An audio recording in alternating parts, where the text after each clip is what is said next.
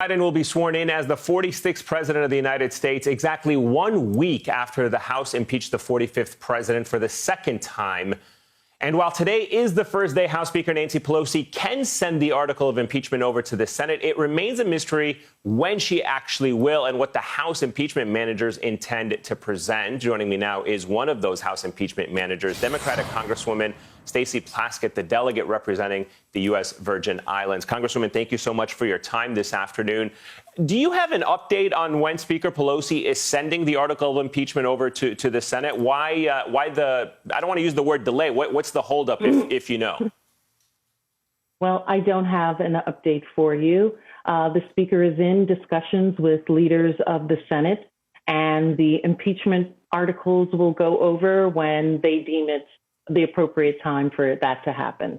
Well, let's talk about the preparations from your vantage point. How are you and your colleagues preparing for that Senate trial? What do you think the trial will look like? Will there be witnesses? Is there evidence that you have collected or gathered that has not yet emerged to the public in terms of what we've been reporting on following this mob attack? Well, first, of course, this is more than a mob attack. This was an attempted coup of our government, because this occurred on no other date but one of the most sacred for our democracy, that being January 6th with the certification of the Electoral College.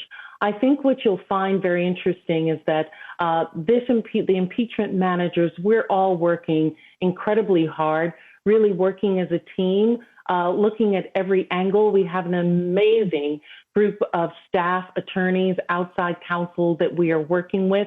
And what's unique about this impeachment, I think, from any other, is that all of us have been witness to the crime.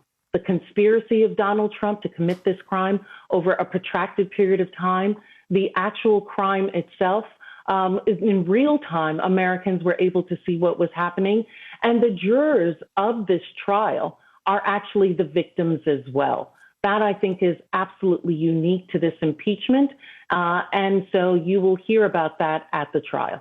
Can you give us a preview of what your arguments will focus on? What is the core of the argument that you are making that takes it beyond just the public statements that we've heard from the president to, as you mentioned, and as the word you used, conspiracy? Well, I think that I use the word conspiracy because the articles of impeachment lay that out, right?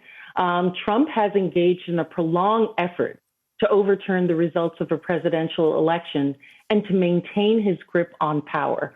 He did that at the expense of the American people, at the expense of our democracy. He spent months spreading disinformation about the results, utilizing that disinformation to antagonize and to drop that in the minds of individuals who were already listening to him, following what he said. He knew who they were. It was foreseeable to him what would happen if he brought them all to Washington on January 6th, ginned them up, lit the match, and then set the fuse on fire for what was in fact an insurrection, an attempted assassination of the vice president, of the Speaker of the House, of other members. An absolute travesty of our democracy took place, and Donald Trump was the instigator of that. Allow me, Congresswoman, to ask you a question about tomorrow's inauguration. It's obviously on everyone's mind, the security concern. Federal officials telling NBC News that about a dozen National Guard members have been removed or relieved from their duties ahead of the inauguration tomorrow, saying background check issues and statements they made led to that decision, not necessarily extremism. Do you have any specific security concerns for tomorrow? Will you yourself be attending it? I will be attending the inauguration. I think it's important for Americans to see that we believe that our democracy is going to move forward. I have confidence in many of the officers, the National Guardsmen that are there. My own Virgin Islands National Guardsmen have left the warm climate of the Virgin Islands to be here to ensure that there is a transfer of power that takes place.